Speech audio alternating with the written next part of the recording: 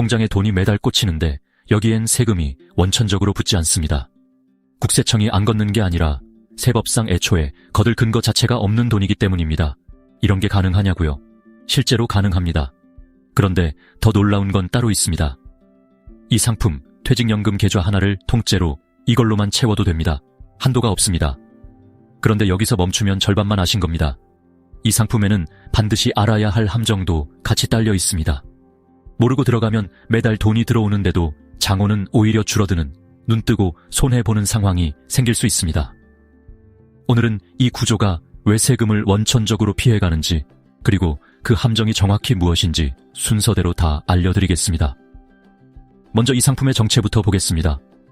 지난 6월에 새로 상장된 이런 유형의 ETF들은 코스피 200 지수를 기초로 하면서 옵션을 함께 굴리는 구조입니다. 코스피 200 상승분의 일정 부분에는 참여하면서 동시에 콜옵션을 팔아서 받는 프리미엄으로 매달 분배금을 지급합니다. 여기에 배당을 많이 주는 국내 기업들, 그 중에서도 감액 배당 요건을 채운 기업들을 포트폴리오에 담아서 그 배당까지 분배 재원으로 씁니다. 국세청이 이 돈에 손을 못 대는 이유가 바로 여기 있습니다. 옵션 프리미엄으로 마련되는 분배금은 금융소득에 합산되지 않습니다. 감액 배당으로 받는 분배금도 마찬가지로 금융소득 합산에서 빠집니다.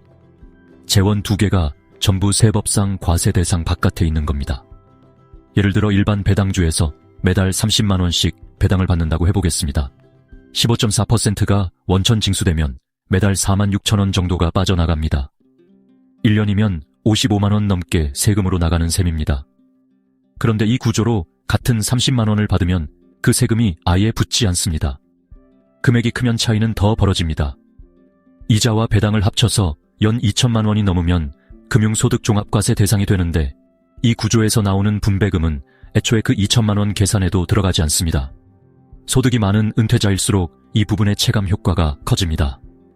그리고 퇴직연금 계좌, 그러니까 IRP나 DC형 계좌에는 원래 위험자산 편입 한도가 있는데 이 상품은 그 한도 제한 없이 계좌 전체를 채울 수 있습니다.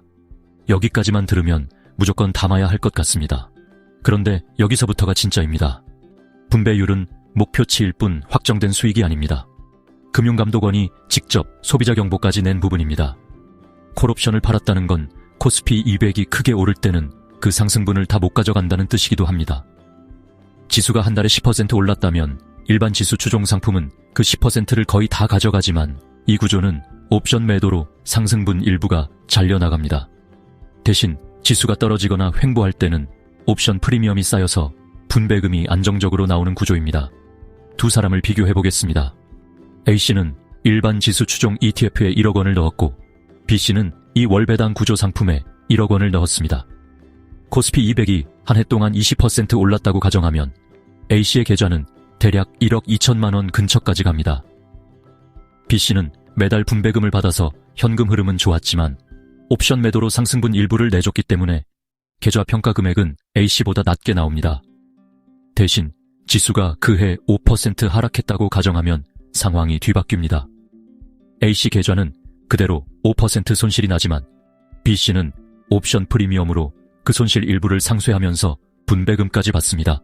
즉, 이 상품은 오르는 장에서 손해보고 떨어지거나 횡보하는 장에서 유리한, 상황에 따라 유불리가 갈리는 구조라는 뜻입니다. 그리고 진짜 함정은 여기 있습니다. 분배금이 매달 꼬박꼬박 나와도 기초가 되는 지수나 편입 종목의 가격 자체가 떨어지면 계좌 장호는 오히려 줄어들 수 있습니다. 매달 월급처럼 돈이 들어온다고 느껴져도 실제로는 원금을 헐어서 나눠주는 부분이 섞여 있을 수 있다는 뜻입니다. 통장 장호 늘어나는 것만 보고 좋아하다가 계좌 전체 평가 금액은 계속 줄어들고 있었다는 걸 나중에야 알게 되는 경우가 실제로 생깁니다. 이걸 확인하는 방법은 어렵지 않습니다. 매달 순자산 가치, 그러니까 NAV라고 표시되는 숫자를 확인하시면 됩니다. 분배금을 받았는데도 이 숫자가 계속 떨어지고 있다면 지금 받는 돈이 수익이 아니라 원금의 일부라는 신호일 수 있습니다. 반대로 NAV가 유지되거나 오르면서 분배금도 나온다면 그건 진짜 수익에서 나오는 돈입니다. 그래서 이 상품에 들어가시기 전에 반드시 확인하셔야 할 게 있습니다. 분배금 재원이 옵션 프리미엄에서 나오는지, 원금에서 헐어서 나오는지, 순자산 가치가 꾸준히 유지되고 있는지, 이 두 가지입니다. 상장한 지 오래되지 않은 상품일수록 이 흐름을 아직 충분히 검증할 시간이 부족했다는 점도 염두에 두셔야 합니다. 최소 몇 달, 가능하면 한 번의 하락장을 겪는 걸 지켜본 다음에 비중을 늘리는 것도 방법입니다. 그럼 이 상품은 누구한테 맞을까요?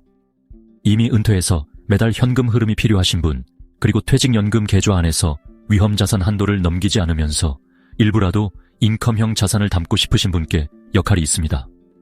반대로 아직 자산을 불려야 하는 시기시라면 이런 인컴형보다 배당 성장형이나 지수 추종형이 더 맞을 수 있습니다. 그리고 은퇴가 얼마 안 남았지만 아직 완전히 은퇴하지 않으신 분이라면 전체 퇴직연금 계좌를 이걸로 다 채우기보다 일부만 담아서 현금 흐름 감각을 미리 익혀보는 것도 좋은 방법입니다. 정리하겠습니다. 이런 신규 월배당 ETF는 옵션 프리미엄과 감액배당이라는 두 재원이 세법상 과세 대상에서 빠지는 구조이고 퇴직연금 계좌에 한도 없이 담을 수 있습니다. 다만 분배율은 확정 수익이 아니고 상승장에서는 상반기 제한되며 분배금만 보고 원금 흐름을 놓치면 계좌는 조용히 줄어들 수 있습니다. 들어가시기 전에 네이비 흐름과 분배 재원, 이 두 가지는 꼭 확인하고 시작하세요.